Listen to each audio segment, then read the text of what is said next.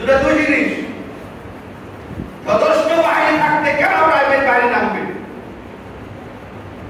দমন তো করবে তারা। অপরাধ দমন কারা করবে বলেন?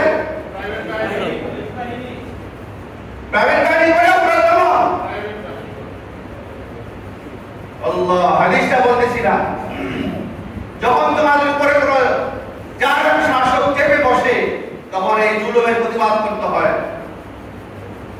জুলুমের প্রতিবাদ করতে হয়।